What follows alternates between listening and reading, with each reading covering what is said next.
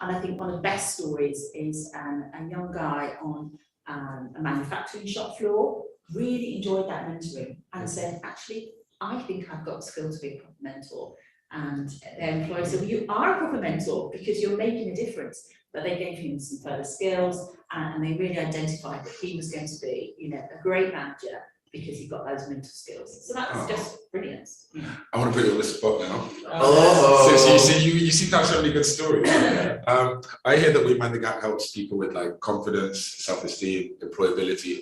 What is like one? Do you have an example of one of the things that like you've taught one of your gappies? So they came in and they were like really shy, or like a skill like they learned. Oh yeah, I never knew the importance of turning up to work on time, or I never knew how important it was to, you know, work extra hard, stay late, or what was something that you feel like one or two things you learned? And no need to deliver like a Hollywood movie, you know, say like, oh, you know, yeah, we'll put in a nice little soundtrack, a sad soundtrack, and it'll say the Rocky montage and the transition to We got some weird and some great effects. Yeah.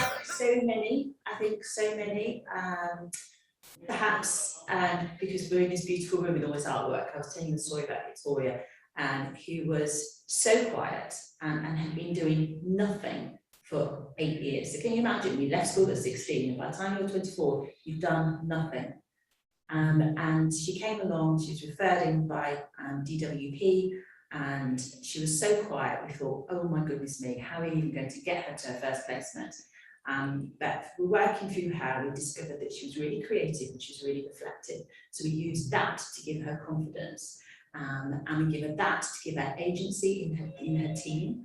So they would then start to look to her for that reflective piece, and she just started to grow. And when she was able to be there on time, we were able to use her as an example to the others who weren't there on time. And in her, we organised her placements at the local university. They took her to the art team, the art department. They were wowed by her work, and working with us, she applied to do a degree in art and animation. And I was delighted to go to her graduation, and that's one of my favourite photos. But that's really recognising that she had a superpower, and trying to expand on that. But yeah, I've got lots of stories for you for many, many hours. I guess it's like being a doctor, you get all these happy stories. Exactly. You feel like you've done something good with your...